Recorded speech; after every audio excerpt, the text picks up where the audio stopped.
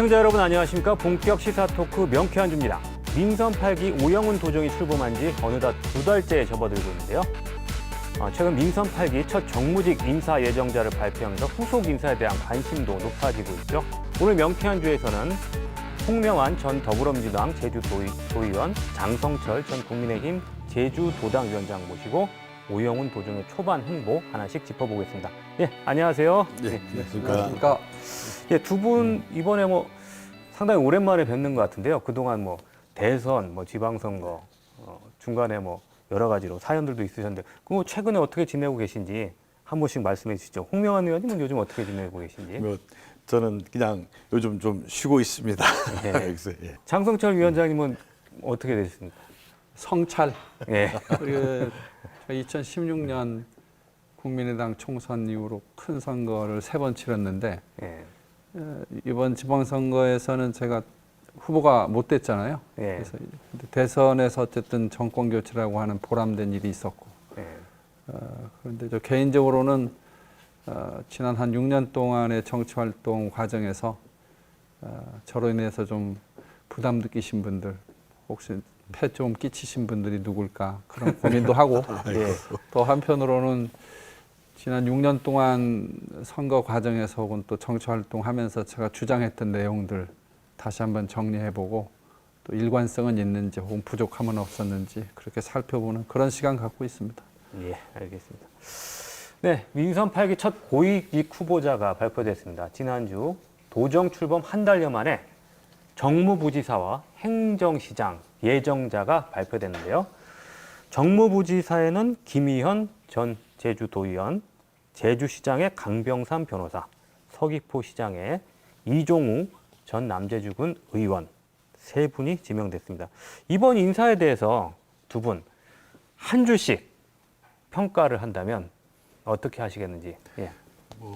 20년 만에 인사해서 아마 쉽지는 않았는데 저는 그냥 고심 끝에 결정일 것이다 이렇게 생각합니다. 고심 끝에요. 예. 예. 어떤 이유 때문에 이렇게 보셨어요? 아무래도 이게 이 오영훈 지사가 아직 인사청문회가 아직 끝나지는 예. 않았습니다만은 이제 원팀 민주당 내 원팀 구성이라든지 복잡한 여러 가지 역학관계들도 있을 건데 그런 부분 또 전문성 네. 또 이전 도정과 다른 어떤 혁신 여러 가지 측면들의 기준들이 내부적으로 아마 충돌도 많이 하고 예. 고심도 많았을 것이다. 그런 과정에서 사람들이 어떤 인선 일단 신청을 해줘야 되는 부분도 있고 인선 과정에서 아마 복잡한 과정들이 있었을 건데 그러한 과정들의 최종 결론이 아닌가 그렇게 생각됩니다. 네. 장성철 위원장님은 어떻게 평가하십니까? 소문대로. 소문대로요? 어떤 의미인가요? 세 사람 다 소문이 자자했던 분이었잖아요. 근데 그렇게 해서 실제로 그게 현실화됐고, 예. 결과적으로는 전 오영훈 도지사 권력 독점 체제가 완성이 된 거다. 권력 독점 체제요? 왜냐하면 대통령 선거와 지방 선거를 겪으면서 예. 정권이 바뀌었잖아요. 예. 그러니까 제주도 지방 행정이 처한 중앙 정부의 환경이 바뀌었어요. 네. 중앙 정부를 상대로 할 교섭 창구가 필요한 그런 인사도 하나 필요하고. 그리고 아까 홍 의원께서 얘기했지만 더불어민주당의 선거를 치르면서 원팀을 많이 강조했어요. 그런데 참여했던 세력들의 전혀 그런 게 안 보여요. 그러니까 결국은 오영훈 도지사 1인의 권력 독점 체제를 만들어낸 그런 인사가 아니냐. 다시 말하면 중앙정부와의 교섭 창구도 만드는 거에 대해서 무관심했고 원팀을 이뤘던 세력에 대한 배려도 전혀 보이지 않은 오로지 오영훈만을 위한 오영훈 도지사만의 권력 독점이 완성된 인사다. 저는 그렇게 봅니다. 예. 자, 그러면 후보자 한 명씩 우리가 한번 이야기해 보겠습니다. 자, 정무부지사에는 앞서 이야기했듯이 제주도 의원 3번 하셨죠. 김희현 전 의원이 지명이 됐는데 이번에 정무부지사는 따로 공문하지 않고 도지사가 직접 지명했습니다. 김희현 의원 지난번 지방선거에는 불출마를 선언했고 이번에 오영훈 후보 캠프에 합류했었다고 하는데 정무부지사로 임용된 김희현 예정자 적절한 인사라고 보시는지 어떻게 보시나요? 비판하려면 비판할 수도 있는 것이고 또 이게 현실적인 문제가 또 있거든요. 아무래도 우리가 뭐 전문성이라든지 능력을 위주로 하려고 하지만은 또 그에 만한 적임자가 있느냐 뭐 이런 데서 논란이 있을 수 있는데 사람을 참 평가하기가 쉽지 않습니다. 뭐 김의원 우리 의원님 같은 경우는 저희 의정 활동 같이 해보고 뭐 능력이나 농수축 경제위원장도 하시고 그런 역할을 하셔서 아마 정무적인 판단들은 아마 잘하실 걸로 이렇게 생각합니다. 단지 그 정무부지사의 역할이 이제 소관 사무가 이제 농수축 이제 국하고 이제 해양수산국 좀 1차 산업 분야인데 이러한 분야에서 과연 전문성을 좀 가진 부분이 있는가 이런 부분에서는 조금 어떻게 보면 좀 약간 우려가 있지 않을까. 정무부지사가 도의회하고 소통도 그렇죠. 맡게 되지 않나요? 원래 이제 저희 제주도 조직이 참 이상한데 뭐 네. 정무적인 역할이라는 게 도지사부터 모든 고위공직자들이 정무적인 역할을 하는 거죠. 뭐 그래서 그거를 정무부지사한테 맡긴다라는 게는 조금은 그 어떻게 보면은 좀 저는 너무 좀 이제 좀 왜곡되어 있는 걸로 그 도의원 보고. 해보셨잖아요. 그렇죠. 정무부지사가 도의원하고 어떻게 소통하는 겁니까? 실질적으로 정무적인 역할들은 우리가 이제 국장들이라든지 뭐 부지사든 정무부지사든 도지사든 다 해야 되는 것이죠. 뭐 그런 거를 이제 정무부지사 혼자에게 이렇게 맡긴다는 거는 말이 안 되는 이야기고 도리어 그렇다면은 해당 그 소관 실국이 어디냐. 지금 농수축하고 해양수산국을 담당하기 때문에 1차 산업의 전문성이나 어떤 그 역할들을 했으면 좋은데 우리 김의원 의원님이 물론 농수축 경제위원장도 하시고 뭐 나름대로 파악은 돼 있습니다만은 과연 이런 부분에 적합한 인사인가라는 어떤 비판은 생길 수 있지 않을까 그렇게 생각합니다. 장성철 위원장님은 상대당 저 인물들이다 보니까 좀 더 자유롭게 말씀하실 수 있을 것 같은데 아니 뭐 이번에 우리 김의원 당이라도 전 뭐 의원을 저- 정무부지사로 지명한 거 어떻게 생각하세요? 저는 오영훈 도지사가 그 더불어민주당 선거 과정을 거치면서 문대림 후보하고 원팀을 워낙 강조했잖아요. 예. 그래서 그런 원팀이라고 하는 정신의 입장에서 보면 전 정무부지사는 문대림 후보나 문대림 후보 측에서 추천한 사람이나 갈 거라고 봤어요. 그게 정상이거든요. 그랬을 때 전체 제주도 내의 민주당 지지 세력을 하나로 모을 수가 있는데 이렇게 오로지 자기 사람만을 심는 것이 과연 오영훈 도정에 도움이 되겠느냐. 김의원 전 의원은 오영훈 경선 때 지사의- 지지했잖아요. 예. 경선 때 예, 지지했기 오영훈 때문에. 후보 경선을 지지한 사람이기 때문에 예.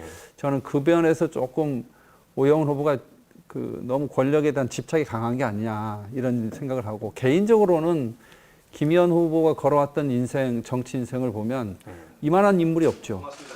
그렇죠. 그냥 그 도의원 다선도 하셨고요. 예. 관광협회와 또 관련된 일을 했는데 워낙 신망이 두터워요. 예. 그래서 이제 관광협회나 관광 종사자들한테는 상당한 지지 세력을 갖고 있어요. 그거는 어떤 일을 맡기면 그 분야에 지지를 획득할 수 있는 능력이 있다. 그렇기 때문에 정무부지사로서는 전 괜찮은 분인데 과연 오영훈 후보 경선 때부터 도왔던 그런 분을 정무부지사로 놓는 것이 오영훈 도정에 과연 장기적으로 도움이 되겠느냐 하는 부분에선 전 의문이다 이거죠. 그래서 이거는 아까 말씀드렸던 오영훈 도지사 권력 독점을 이렇게 만들어가는 첫 번째 잔추를 놓은 건데 저는 오영훈 도정 내내 이게 큰 부담이 될 것이다 저는 그렇게 보고 있습니다. 아무래도 뭐 이번에 국민의힘 쪽에서는 그 인사를 앞두고 협치 이런 부분을 요청했던 걸로 알고 있는데 과거에 뭐 원희룡 지사 시절에도 뭐 민주당 출신 그 안동우 그 부지사 이런 분들 지명했던 이런 부분을 이제 말씀하시는 거죠? 그 원희룡 지사 때는 좀 서운할 정도로 국민의힘 소속 사람은 빅3에 아무도 저 임명을 안 했어요. 고이범 전 제주시장 아무도 없었어요. 예. 국민의힘 소속이. 오히려 민주당 쪽 사람들은 데려갔지만 그러니까 협치 차원에서는 오히려 과잉 대표된 게 아니냐 하는 그런 표현도 하는데 이번 같은 경우에 김의원 정무부지사 넣은 거는 전 개인의 능력의 측면에서는 뭐 충분히 그 역할을 하실 수 있는 분이라고 생각은 하지만 과연 도정이라고 하는 게 종합적이고 균형적인 관점에서 봐야 되는데 권력 독점이라고 하는 이 관점에서 오영훈 지사가 비판에서 자유로울 수 있겠느냐. 저는 이게 전 자유롭지 못할 것이다. 그렇게 보는 거죠. 이 부분 혹시 뭐 홍명환 의원님 반론하실 기회를 제가 드리겠습니다. 이게 물론 정당이 다르니까 이제 혹평하실 수 있는데 예. 우리 장승철 위원장께서도 도정의 정책기획관도 하시고 운영을 하다 보면은 이제 초기 도정에서 아무래도 도정의 동력을 이렇게 확보하고 그런 측면도 좀 있고 이게 바라보는 관점은 좀 다를 수 있거든요. 이게 거기서 어떤 선택을 하느냐 이런 측면인데 그래서 제가 초기에 말씀드렸듯이 여러 가지 이 복잡한 이 기준들이 있는데 이 과정에서 고심 끝에 내린 결정이 아니겠냐 이런 생각입니다. 아까 바로 그 지점인데 오영훈 그 후보가 이게 좀 표차가 크게 당선이 됐잖아요. 그러니까 권력이 좀 세 보인단 말이에요. 본인이 보기에. 근데 권력은요 집착하고 잡으려고 그러고 독점하려고 그러면 좁아져요. 나눠야 돼요. 외연을 확대하려고 해야 돼요. 이번에는 오영훈 도지사가 가장 좋은 조건에 있었거든요. 그래서 문대림 후보나 문대림 후보 측이나 또 더불어민주당의 다른 정치 세력들이 동의할 수 있는, 함께 동의할 수 있는 사람이 갔다면 아마 오영훈 도정 상당히 탄탄했을 겁니다. 저는 꼭 국민의힘의 그런 자리를 다른 당이어서가 아니라 평가하는 입장에서 본다면 오영훈 도지사가 판단을 잘못하고 있다. 좀 더 객관적이고 좀 길게 보고 권력 운용을 해야 된다. 전 그 말씀 꼭 드리고 싶어요. 자, 제주시장 개방형식의 행정시장은 이제 공개 모집을 했는데 제주시장에는 두 분이 응모를 했는데 지금 내부적으로 들리는 얘기에 따르면 원래 한 분이 응모를 했다가 추가로 그 모집을 해서 한 분 가지고는 안 되기 때문에 두 분이 응모를 했다가 한 분이 서류에서 그 탈락이 되고 한 분이 아마 시험을 본 걸로 알고 있어요. 그래서 최종적으로 강병삼 변호사가 제주시장 예정자로 지명이 됐습니다. 제주대학교 로스쿨 1기라고 해요. 그리고 지금 현재 제주에서 변호사로 활동하고 계시고 최근에 4.3 특별재심의 국선 변호인으로 활동하고 계시고 가장 최근에 선거에서 김한규 의원 선거 사무장을 했다고 제가 들었습니다. 김한규 의원과도 가깝고 더불어민주당 김한규 의원의 선거 캠프에도 있었고 그런데 대중적으로는 이제 그 공직 선거에 출마하거나 또 공직을 맡지는 않아서 좀 의외의 인사라는 평가도 있었거든요. 이 부분에 대해서는 어떻게 생각하시는지 어느 분이 먼저 말씀하시겠습니다.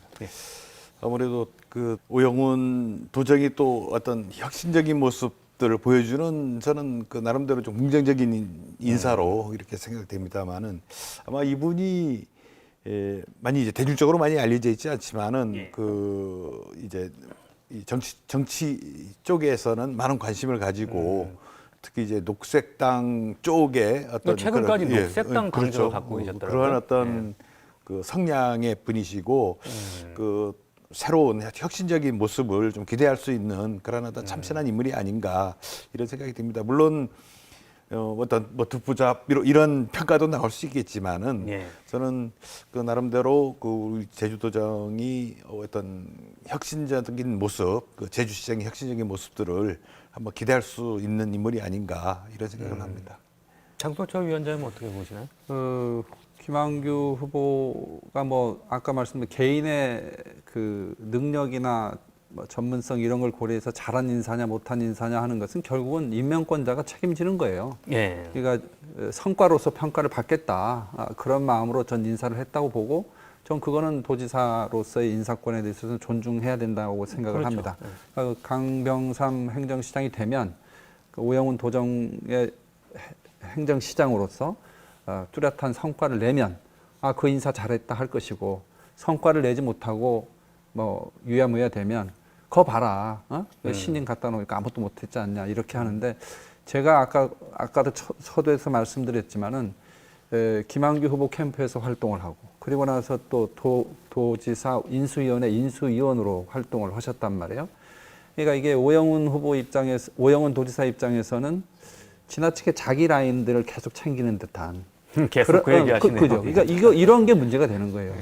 결국은 외연을 넓혀야 되는데 외연을 계속 좁히고 있단 말이죠. 근데 강병삼 변호사는 오영훈 지사와의 직접적인 인연이 있다고 봐야 되나요? 저는 있다고 보는 게 인수위원회 직접 참여하셨잖아요. 인수위원회 참여는 하셨죠. 그러니까 인수위원회 하게 되면 도지사하고 계속 이제 업무 보고도 하고 대화도 하게 하다 보면 이게 인연이 생기고 인연이 생기면 이제 하나의 이너서클 안에 들어가는 거죠. 그렇게 봐야 되는 거죠. 이번 인수위 구성이 뭐 이렇게 이제 가능한 한 이제 전직 관료라든지 뭐 정치인들은 좀 이렇게 좀 뒤로 물러서고 그 좀 실무형으로 우리 뭐 특히 이제 젊은 70년대생들 좀 새로운 어떤 실무형의 어떤 인수위를 꾸리자는 취지로 구성된 걸로 알거든요. 뭐 그런 차원에서 된 것이지 그같이 무슨 개인적 인연으로 이런 분들이 아마 제가 알기에는 우리 장 위원장님하고 좀 생각이 좀 다릅니다. 인수위원회 경력이 없이 아마 발탁을 했다면 그런 평가를 하지 않을 텐데 인수위원을 거쳐서 해버렸고 정책 실무적인 측면에서 지난번 도의 의원 중에 우리 홍명환 의원만한 분이 어디 있습니까?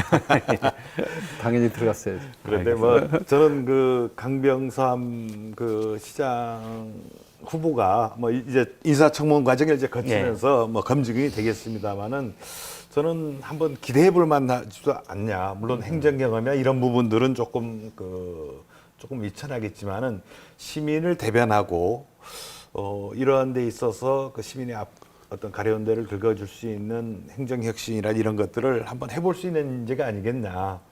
좀 기대를 하고요. 특히 저는 우리 민주당 쪽의 인물도 아닙니다. 사실은 우리보다 더 조금 진보적인 그 녹색당 쪽의 활동을 해왔던 분이어서 좀 더 혁신적인 모습을 오영훈 지사의 보이지 않을까. 측근은 아니라 이런 말씀이시죠? 저는 뭐 둘과의 관계는 모르겠습니다만은 나름대로 저는 그런 부분에서 좀 기대를 해봅니다. 알겠습니다. 자, 다음 서귀포 시장에는 이종우 전 남재주군 의회 의장이 지명됐습니다. 초대 남재주군 의원 출신이고요. 과거 노무현 전 대통령의 제주 지역 핵심 참모로 알려져 있습니다. 참여정부 시절에 한국마사회 본부장도 맡았었고요. 김은엄 전 의원 보좌관도 지내셨다고 해요. 이분 같은 경우에는 이제 과거에 아마 90년대 아마 남재주군 의원 하셨던 걸로 알겠는데 최근에는 이제 지방 행정에는 참여를 안 하시다가 오랜만에 복귀를 하신 것 같은데 이번에 그 이종우 예정자 인선에 대해서는 어떻게 보시나요? 제가 먼저 먼저 계속 하니까 잘하시니까. 잘 아십니까? 예. 아니 뭐 밥을 자주 못 먹어서 예전에 남재주군 의회 의원을 하셨고 예. 또 국회의원 보좌관 하셨고 또 노무현 정부 때 이제 여러 가지 정무적 정치적 활동을 쭉 하셨기 때문에 개인적인 능력으로만 보면 예. 행정시장을 하기에 가장 적합한 경력을 가진 분 아니냐. 혹시 아시는 분이라서 좀 아니요. 평가가 기초의회를 하셨잖아요. 기초의회를 기초행정을 하셨죠. 아시는 예. 분이고. 그런데 이분도 오영훈 후보 비서실장을 했어요. 물론 인수위 때 하셨죠. 예, 인수위 때 비서실장까지 하시고. 예. 오영훈 도지사가 참 이 부분 이런 것들을 고려 안 하고 했을까? 만약 고려를 함에도 불구하고 그냥 밀어붙이자라고 했다 그러면 이건 나중에 큰 여러 가지 어려움에 난 닥칠 것이다 얘기는 아까 한 것처럼 다시 한번 하고요. 그럼에도 불구하고 개인적인 측면에서 보면 예. 기초의회 의원 경험이라든지 또 국회 보좌관 경험이라든지 이런 것들을 잘 살리면 나름대로의 성과를 낼 수 있는 그런 기대를 전 할 수 있다 그렇게 생각하고 있습니다. 예. 뭐 홍명환 의원님은 어떠세요? 뭐 저도 뭐 사실 이제 개인적으로 그 이종우 그 예정자를 잘 압니다. 잘 아세요? 잘 아시고 저희 민주당에서 오랫동안 활동하셨죠. 예, 오랫동안 이제 뭐 20여 년 이상 이제 잔뼈가 굵으신 분이고 예. 또 지역 실정도 잘 알고 국정도 경험했고 예. 뭐 행정 경험도 있고 뭐 그다음에 이제 참 자기를 내세우지 않다 보니까 일반 우리 도민들에게는 많이 알려져 있지는 않지만 최근에는 대중적으로 뭐 예. 나선 적은 별로 없습니다. 예. 그래서 그렇죠. 사실 그 민주당 내에서 알만한 사람들은 다 알고 그러고요. 저도 뭐 사실 그 개인적으로 존경하는 분이시고 또 자기가 이게 막 앞에 나서서 이제 이러는 것보단 뒤에서 이렇게 조정하는 역할들을 아주 잘하시는 분이어서 저는 만일 이번 행정시장을 하게 되면 상당히 역할을 잘하실 분으로 이렇게 생각합니다. 아까 뭐 이제 캠프에 어떤 비서실장을 하셔서 이제 자꾸 측근 아니냐 하는데 아마 오영훈 지사 어떤 후보하고는 어떻게 보면 이제 과거에는 좀 다른 편에 있었죠. 어떻게 보면 상대편을 이게 모셔온 그런 케이스여서 이게 마치 오영훈 비서실장이었지만 측근은 아니다. 뭐 그런 식으로 보시면 이게 보면은 역할은 비서실장이지만은 사실은 어떻게 보면 이제 조언도 하고 이제 선배로서 역할도 좀 이렇게 하는 그런 관계이지 이게 마치 자기 뭐 측근 이런 관계들이 아니기 때문에 저는 나름대로 그 경륜과 그다음 행정 어떤 능력도 있고 또 특히 그 서귀포 지역의 기초자치단체 부활이라든지 이런 어떤 이런 문제에 있어서 상당히 의지를 갖고 계신 분이어서 저는 그런 것들에 있어서 우리 오영훈 어떤 도지사와 같이 협력하면서 잘 풀어나가지 않을까 그런 기대를 해봅니다. 자, 그러면 이제 다음은 공공기관장. 지금 최근에 잇따라 지금 사표를 내신 분들이 많아요. 뭐 자연스럽게 뭐 사표를 냈다고 봐야 할지 임기가 남았는데도 사표를 낸 분들도 계시고 아직까지 뭐 거치가 결정 안 된 분들도 있습니다만은 지금 지방공기업 출자 출연 기관 중에 총 지방공기업 3군데하고 출자 출연 기관이 14군데 정도 된다는 한 9군데 정도가 이제 교체될 거라고 하는데요. 지금 공모가 시작된 곳도 있고 뭐 일괄적으로 지금 아직 그 사표를 일괄적으로 받은 건 아닙니다만은 뭐 최근에 사표를 낸 분들이 많아서 교체될 것 같은데 이게 항상 도지사가 바뀔 때마다 이 문제가 그 생기거든요. 그래서 최근에는 이제 임기를 일치시키자는 뭐 이야기까지 나오고 있는데 지금 공공기관장 인사는 아직까지 지금 뭐 발표가 안 됐으니까 우리가 알 수는 없습니다만은 어떻게 뭐 지금 예상하고 계신지 혹시 뭐 홍명한 의원님은 오영훈 지사가 공공기관장 인사를 어떻게 할 걸로 지금 보십니까? 글쎄요, 뭐 저는 아직 뭐 공모도 이루어지지 않은 상태이고, 일단 큰 아까 얘기했던 이제 빅3 제주시장, 뭐 서귀포시장, 정무부지사 이렇게 됐으니까 이제 다음 순서로 이번 8월 인사 때 이제 진행을 해나갈 걸로 보는데요. 일단 뭐 오영훈 지사가 누누이 말했듯이 이 전문성과 뭐 능력을 중심으로 보지 않을까 그렇게 생각합니다. 근데 문제는 그런 인물이 있느냐, 그게 적합한 인물이 있느냐, 그 다음 그러한 인물이 또 이제 신청을 할 것이냐 이런 부분들이 좀 있는데 사실 이상은 그렇지만 현실에 저기 문제가 있고 뭐 이런 거에 있어서 풀어가지 아까 지금 무슨 선거 공신들 뭐 이렇게 한다.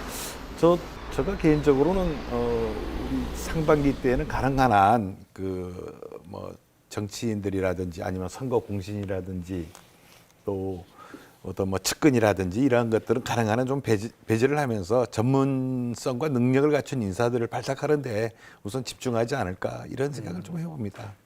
지금 농공행상 보훈 인사 하지 마라. 이번에 도의회 의장도 이런 얘기했었는데 장성철 위원장님은 저는 요 기관장 얘기 전에 그 전체 인사 방향 관련해서 뭐 선거 공신 전 써야 된다고 봐요. 그거 안 쓸 수 없어요. 근데 어느 정도 쓸 거냐, 어떻게 구색 균형을 맞출 거냐 이 문제인데 선거 공신으로만 하면 안 되죠. 그러면 그 좁아져요, 권력이요. 도정 운영의 폭도 좁아지고 그건 안 되고. 그래서 아까 처음에 그런 말씀드린 거고 기관장 교체와 관련해서는 임명권자가 바뀌면 임명받으신 분들 다 거치 정리하는 게 그 상식이고 정상입니다. 지금까지 남아있고 버티고 하시는 분들이 솔직히 밖에서 보면 보기 안 좋죠. 그래서 중앙정부든 지방정부든 임명권자와 그 임기를 맞추는 게 저는 그 주민들이 선출해준 주민들에 대한 예의다. 그런 관점에서 보고요.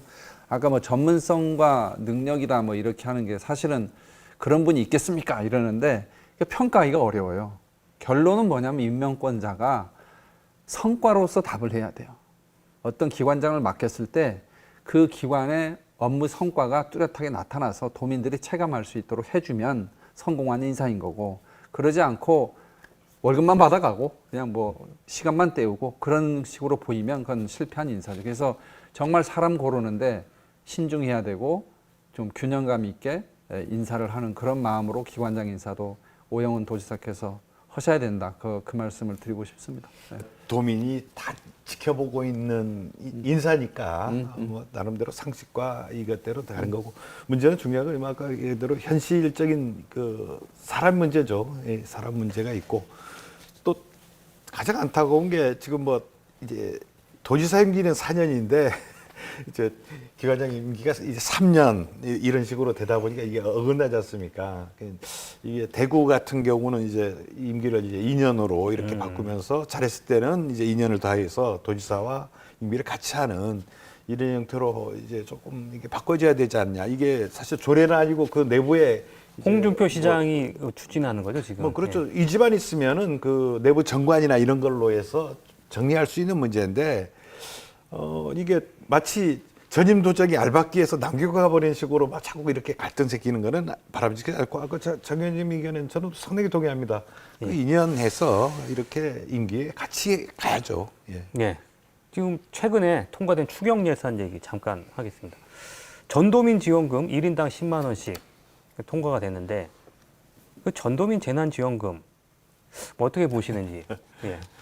뭐 저 개인적으로는 사실 이 부분은 그 오영훈 도정이 왜 이렇게 하는가 하는데 좀 의심이 드는데요. 이제 전도민 뭐 전국민 재난지원금이라는 거는 뭐 예를 들면은 이제 집합금지가 이루어지고 이제 경제 활동이 이게 위축이 돼서 이렇게 됐을 때는 나름대로 저는 효과가 있었다고 보는데 지금 같이 코로나 이제 어떤 집합금지나 이런 것도 없고 일상적인 활동들이 이루어지기는 상황에서 과연 이렇게 하는 게 이제 적절한 것인가 아니면 이거를 선택과 집중을 해서 어떤 그 피해 어떤 계층이나 이런 게 좀 어떤 선택을 하던 그러한 것들이 어땠을까 하는데 저는 이번 뭐 여러 그 주변의 이야기를 들어보더라도 그렇게 그 뭐 받으면 좋긴 합니다만은 장성철 위원장이 뭐 어떻게 이렇게 생각하세요? 되는가 좀 생각이 듭니다. 그러니까 정책 결정을 할 때 굉장히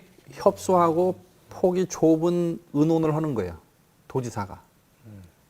그러니까 예를 들면 주변에 사람들이 널리 쓰고 좀 다양한 목소리를 들을 수 있는 그런 의사결정을 현재 못하고 한두 사람의 좋은 아이디어다라고 생각하는 걸 채택을 해서 결정해버리는 건데 도지사가 결정해버리면 후퇴가 안 되거든요. 문재인 정권 초기에 재난지원금 찬반이 있었지만 그때의 명분이 뚜렷했어요. 사회적 거리두기 때문에 자영업자 매출이 줄어들었다. 소비가 너무 줄어들어서 오히려 경제의 부담이니 소비 진작 차원에서 전 국민한테 재난지원금 주자해서 줬잖아요. 그리고 실제로 소비 진작이 도움이 됐어요. 이게 마트나 뭐 안경점이나 그동안 소비가 안 됐던 데도 막 소비 난다고 막 뉴스 나오고 그랬잖아요. 지금 700억 돈 이거 작은 돈 아닙니다. 10만 원씩 왜 줘야 돼요? 명분이 뭐예요? 소비 진작 시킨다. 그거 지금 동의할 도민이 누구 있어요? 아무도 없어요. 저는 지금이라도 이 700억 추경 예산 후퇴해야 된다고 생각합니다. 왜냐하면 700억이면 제대로 선택과 집중을 하면 코로나 재난 때문에 어려워진 예를 들면 제주도 내 여행업 같은데요. 그리고 단체 관광 관련 업종들이요. 그동안 그 너무나 억울하게 힘들었던 부분들 많이 있어요. 잘 찾아내서 선택과 집중해서 그런 쪽에 이런 지원금을 써야지 어떻게 전 도민들한테 700억을 10만 원씩 나눠줘 가지고 이거야말로 생색내기용이다 하는 그런 비판에서 자유로울 수 있겠습니까? 자, 마지막으로요. 이번에 추경 예산에 또 한 가지 관심거리가 제주형 기초자치단체 15분 제주 오영훈 지사의 공약들에 대한 용역 예산도 통과됐습니다. 앞으로 본격적으로 추진이 될 걸로 보이는데 이 부분은 어떻게 보시는지 홍명환 의원님. 저는 뭐 상당히 뭐 기초자치단체는 우리 뭐 도민들의 다수가 원하는 그런 상황이어서 이거를 뭐 일부 용역진들이 아니라 도민의 광범위한 의견을 잘 듣고 그렇게 해서 반드시 좀 추진해 나가야 될 것이고 잘 될 걸로 봅니다. 주민 투표를 2024년이요? 뭐 2년 이내에 실행해서 이제 실현해 보자 하는 건데 이게 사실 쉽지 않은 문제가 몇 가지 있습니다. 이제 법률도 이제 개정을 해야 되고 또 행정구역을 어떻게 할 것인가 이 문제도 좀 풀어야 되고 또 이제 뭐 이제 아마 중앙정부와의 협의 속에서 나온 얘기 같은데 이제 기관 통합형 뭐 이 논란도 좀 이제 극복해야 되는데 뭐 이런 문제들을 잘 풀어나가면은 충분히 그 우리 도민들이 그동안 느껴왔던 사실 지칠 대로 지쳐서 포기할까 하다가 이게 이 불씨가 다시 살아난 건데 이 문제가 15분 풀릴 거라고 제주는 봅니다. 아직까지 좀 생소한 개념이어서요. 뭐 어떻게 좀 그림을 그리려는지 잘 모르겠습니다만. 좀 낯설기는 합니다만은 예. 지금 우리가 이제 도시화가 계속 되다 보니까 여러 가지 그 뭐 주거 문제도 생기고 이제 교통 문제도 생기고 그러는데 이제 제주시 같은 경우도 사실 이제 뭐 과거에 15분 거리를 제주가 어떻게 보면 과거에 이제 15분 도시 개념으로 이제 좀 이렇게 설계가 된 도시인데도 불구하고 지금 거의 뭐 40분, 50분, 심지어 뭐 1시간 이렇게 이동에 불편을 겪고 있는 문제가 있어서 이런 것들을 어떤 대중교통의 혁신이나 다른 어떤 신교통 수단을 통해서 좀 더 주민들이 좀 이동에 편리하도록 이렇게 풀어보자. 그리고 도로 내고 건물 짓고 하는 도시계획이 아니라 어떤 주민의 어떤 삶에 편리하도록 이렇게 바꿔보자 하는 개념인데 아마 이런 부분이 지금은 아직은 많이 공론화가 안 되다 보니까 향후 좀 1년 이런 부분을 정도 좀 용역 풀어나가야 기간 되겠죠. 가는다. 예. 장성철 위원장님 이런 공약들 어떻게 보십니까? 그 정책을 추진하려면 연구 용역이 필요하고 연구 용역을 하려면 예산이 확보돼야 되니까 뭐 그런 차원에서 뭐 도에서 예산에 관련된 논의가 되는데 저는 정책적인 초점을 맞추면 제주형 기초자치단체는 도지사가 2개를 잘못했어요. 하나는 그 기초자치단체를 6개, 7개로 하겠다. 두 번째는 기관 대립형이 아니고 기관 통합형으로 하겠다. 이렇게 가이드라인을 준 거는 이건 큰 잘못이에요. 이걸 해버리면은 연구 용역진들이 다양한 제주형 기초자치단체 모형을 제시할 수 있는 뭐가 이 여지가 없는 거잖아요. 그러니까 용역을 주기 전에 도에서 정책 방향을 좀 수정을 해가지고 도지사가 비록 이렇게 기관 통합형 혹은 6개, 7개 얘기했지만 백지 상태에서 시작하겠다. 그래서 제주형 기초단체 모형에 대한 전문가들의 의견을 연구 용역 보고서에 담아달라. 이렇게 가이드라인을 명확하게 하고 전 예산을 통과시켜야 된다고 보고요. 만약에 그것이 전제가 되지 않고 도의에서 통과가 되면 그건 도의에도 직무유기하는 겁니다. 두 번째는 그 15분 제주는요, 전 폐기해야 된다고 봐요. 폐기해야 된다고요? 예, 왜냐하면 지금 홍명환 의원님도 제대로 설명을 못 하잖아요. 무슨 얘기냐면 정책이라고 하는 게 명확해야 돼요. 그래서 15분 제주의 개념을 살린 도시계획을 하든 교통을 하든 어떤 그 15분 제주를이라고 하는 어떤 컨셉을 뒷받침할 만한 구체적인 정책을 갖고 도정을 운영해야지 15분 제주라고 하는 막연한 목표를 갖고 도민들한테 설명은 하면 할수록 이거는 구렁텅이 빠져요. 15분 제주는요. 예를 들면 애월읍하고요, 한경면하고요, 연동하고 노영하고 다 달라요. 도시 규모가 다 달라요. 그걸 어떻게 제주도 전체적으로 15분으로 하고 하는 획일적인 시간의 거리를 갖고 도시 디자인을 할 수 있겠어요. 그래서 이 부분에 대해서는 좀 아쉽긴 하시겠지만 어떤 뜻으로 했는지는 저는 알거든요. 그런데 그거는 구체적인 정책의 과제로 제시할 수 있는 수준의 그 아젠다는 아니라고 봐요. 그래서 15분 제주에 대한 연구 용역이 만약에 나가게 되면 연구 용역진이 혼란스러워서 어떤 용역을 해야 될지 잘 모를 겁니다. 그래서 이 부분에 대해서는 좀 재조정이 좀 필요하다. 그렇게 말씀드립니다. 알겠습니다. 예, 두 분 오늘 말씀 고맙습니다. 예. 네.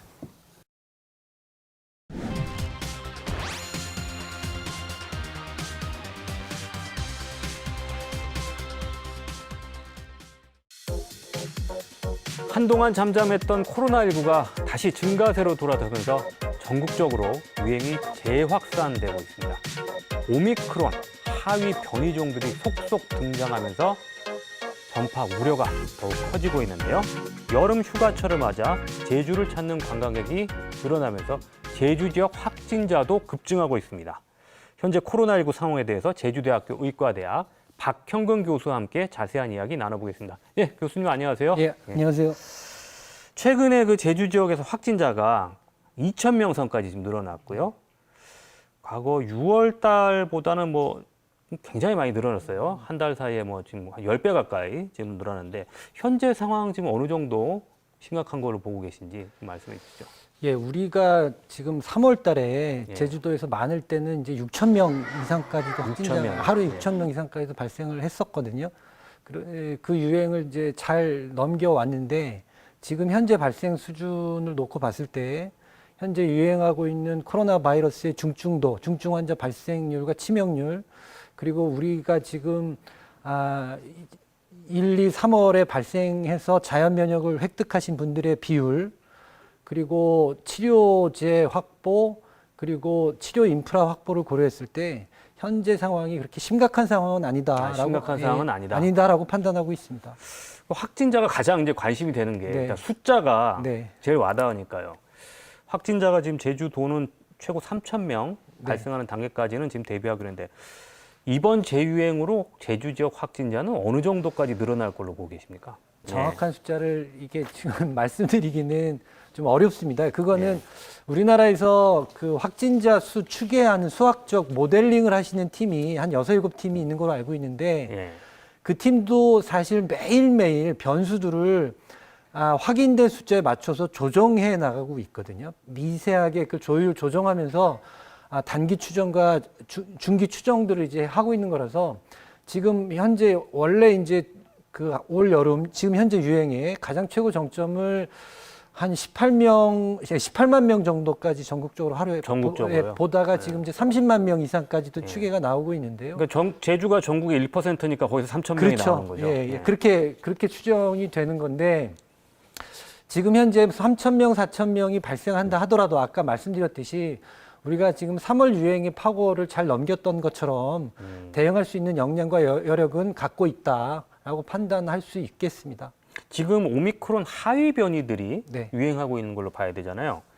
BA5, 뭐 BA2.75, 뭐 이게 명칭도 네, 좀 예. 낯섭니다만은 켄타우로스요. 하여튼 이런 변이들이 지금 발생하고 있다는데 지금 정부의 입장은 이전보다는 좀 치명률이 낮아지고 있는 걸로 보인다. 그래서 백신과 치료제로 코로나를 독감 수준으로 유지할 수 있다는 이야기까지 나왔는데 제주 지역에서도 아직까지 뭐 위중증 환자가 급속도로 늘어나지고 네. 있지는 않은데요. 변이 바이러스 과거보다는 위험성이 좀 떨어진 걸로 봐도 될까요? 네, 지금 현재 BA.5 유행하는 그 데이터가 예. 그 6월까지 환자가 많지 않아서 네. 정확하게 지금 충분한 데이터가 자료가 확보가 되지는 않은 상태이긴 한데요. 지금 현재 위중증 환자의 증가 추이라든지 환자 수를 놓고 봤을 때 오미크론보다 결코 높지 않다라고는 말씀드릴 수 있을 것 같고요. 다행이네요. 예, 네. 예. 그다음에 이제 켄타우로스 바이러스 변이는 아직 좀 불확실합니다만 현재 그 우세종으로 지금 BA.5와 그다음에 켄타우로스가 경쟁하고 있는 상황인데 네. 지금 우세종으로 드러나고 있지 않은 상황이거든요. 그러면 자연 소멸될 가능성이 높다 이렇게 보게 되면 현재 상황으로는 위중증, 중증화율이 더 높아지는 변이는 아니다라고 볼 수 있을 것 같습니다. 물론 그렇긴 합니다만 가장 이제 문제가 되는 것이 아무래도 연세가 많으신 네. 고위험 분이잖아요. 그래서 최근에 오영훈 도지사도 4차 접종을 받았어요. 네. 그래서 이 부분 저한테도 물어보시는 분이 계시던데 네. 과연 지금 이제 3차 접종까지 이제 제주에서도 하신 분들이 꽤 많습니다. 많죠. 네, 많고 많습니다. 2차 접종도 네. 대부분 하죠. 근데 과연 내가 지금 4차 접종을 해야 될 것인가? 이걸 지금 고민하시는 분들이 꽤 되거든요. 네.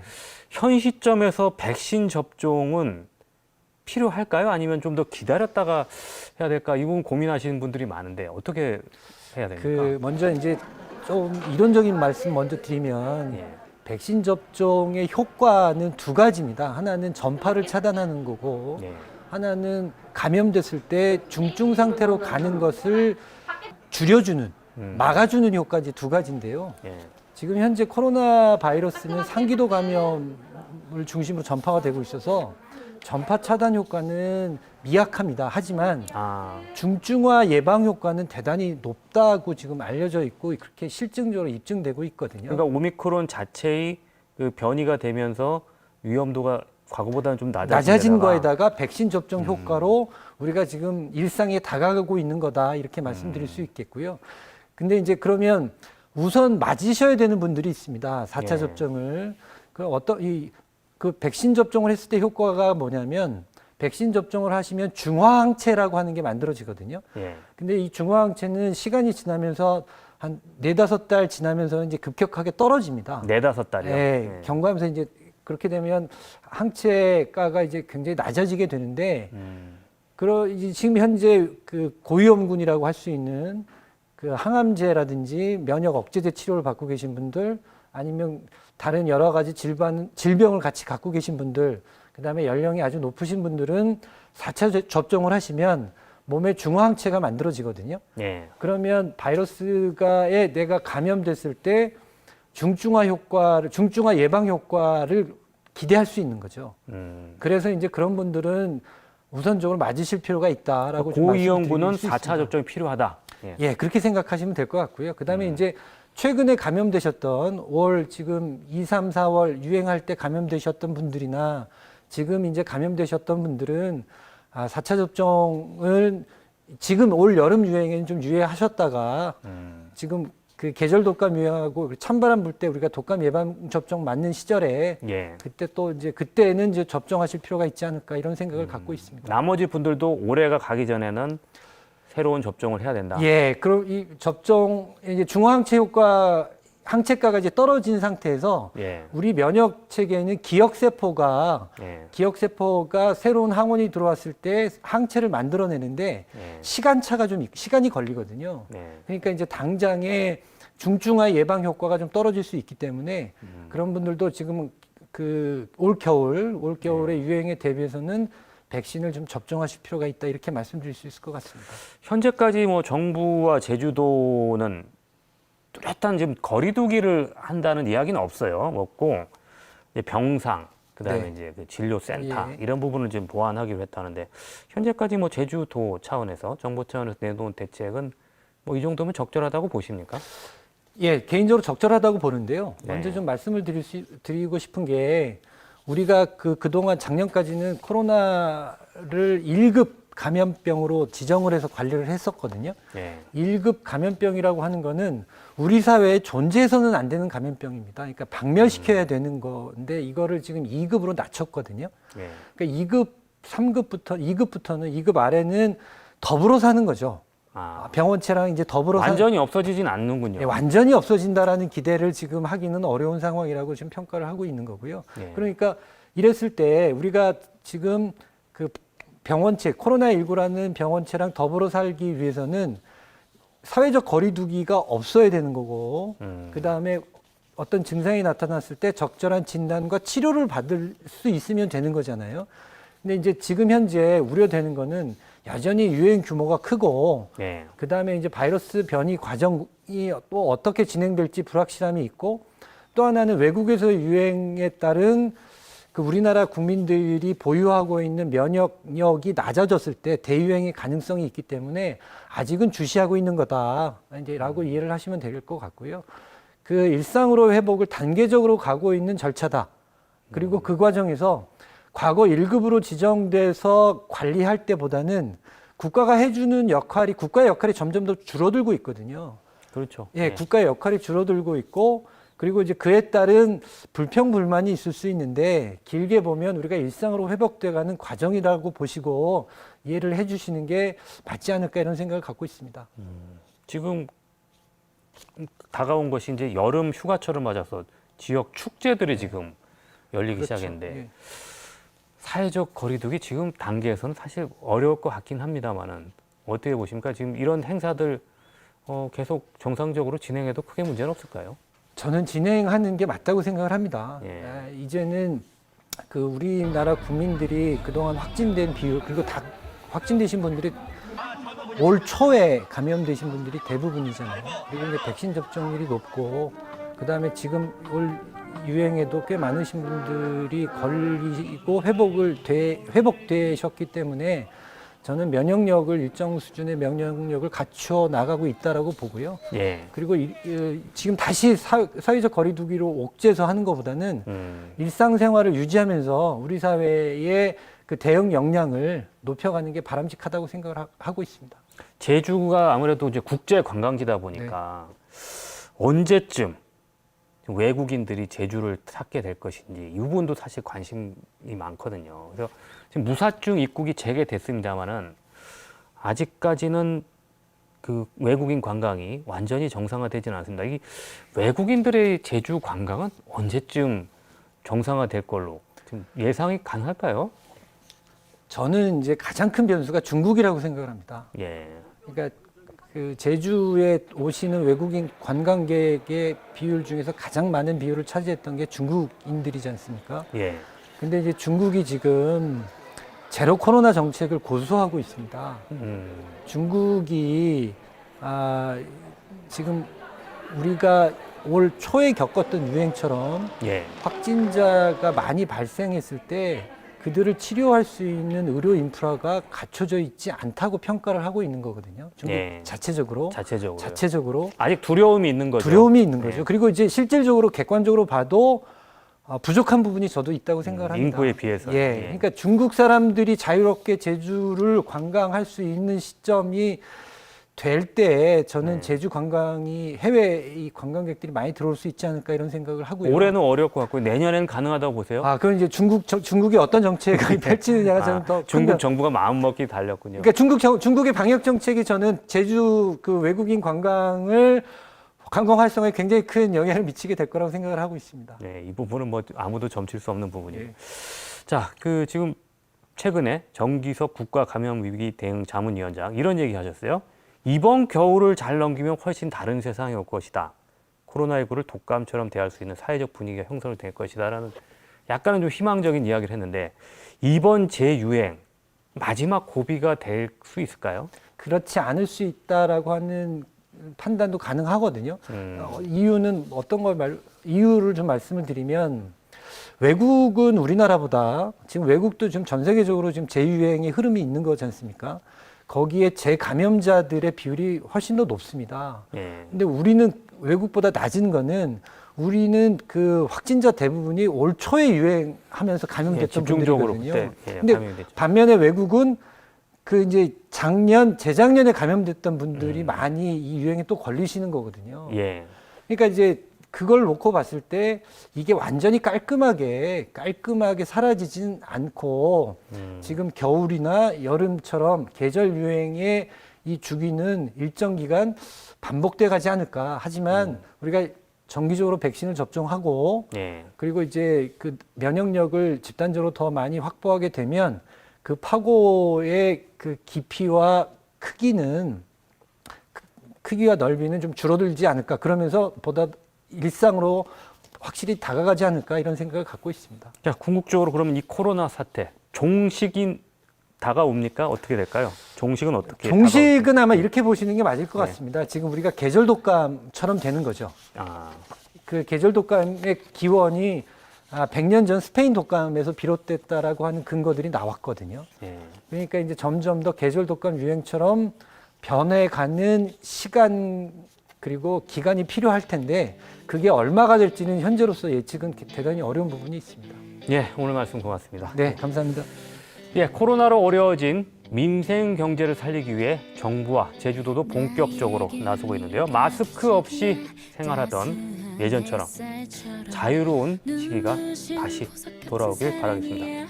오늘도 늦은 시간까지 시청해 주셔서 고맙습니다. 명쾌한 주 다음 주 이 시간에 뵙겠습니다. 언제나 내 맘 가득 나에겐 네가 기적이야.